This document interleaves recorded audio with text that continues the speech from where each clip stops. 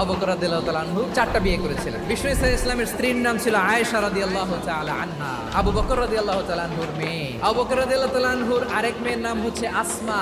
দুজনই আবু বকর রাদিয়াল্লাহু তাআলা আনহুর মেয়ে। এক মায়ের নাম, বাবা এক, মা দুজন। আয়েশা রাদিয়াল্লাহু তাআলা আনহার মায়ের নাম উম্মে রুমান, আর আসমা রাদিয়াল্লাহু তাআলা আনহার মায়ের নাম কুতাইলা বিনতে আব্দুল উজ্জা।